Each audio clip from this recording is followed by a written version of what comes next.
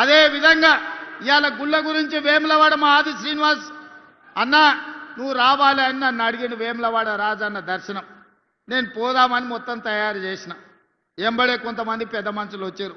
అన్న వేములవాడ పోయిన వాళ్ళకి ఎవరికి పదవి ఉండలేదు పోయి వచ్చినాక పదవి పోతుందని వచ్చి నాకు చెవులో చెప్పారు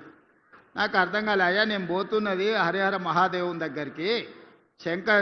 శివయ్య దగ్గరికి నేను పోతే వచ్చిన సమస్య ఏంది అదెట్లనో చూద్దాం ఇట్లాంటి అపవాదులు శివయ్య మీద ఉండొద్దు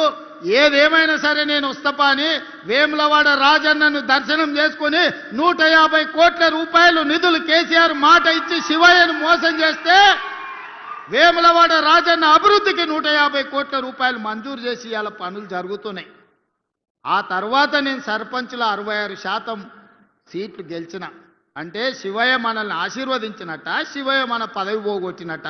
ఒక్కసారి ఆలోచన చేయండి ఇవాళ అదే కాదు మా ధర్మపురి లక్ష్మీ నరసింహస్వామి మందిరాన్ని గురించి మా లక్ష్మణ్ చెప్తున్నాడు కొండగట్టు హనుమంతుని గురించి మా సత్యం చెప్తున్నాడు మా వేదిక మీద ఒక్కొక్కరు ఒక్కొక్క మందిరం గురించి చెప్పారు అందుకే మిత్రులారా నేను ఒక మాట చెప్పదలుచుకున్నా 2027లో గోదావరి పుష్కరాలు రాబోతున్నాయి ఈ గోదావరి పుష్కరాల కోసం ఆదిలాబాదు బాసర నుంచి ఖమ్మం జిల్లా భద్రాచలం వరకు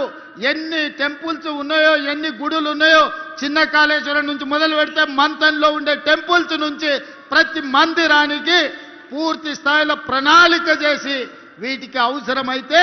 4-5 వేల కోట్ల రూపాయలు ఖర్చైనా ఈ మందిరాలన్నిటిని అభివృద్ధి చేసే బాధ్యత నేను తీసుకుంటా చంద్రశేఖరరావు లాగా మాటిచ్చి మోసం చేసుడు జీవోలు ఇచ్చి రూపాయి ఇదల్చకపోవడం లాంటి పనులు చెయ్యను అన్నిటికీ అంచనాలను చేపిస్తా మీడియా మిత్రులారా రాసుకోండి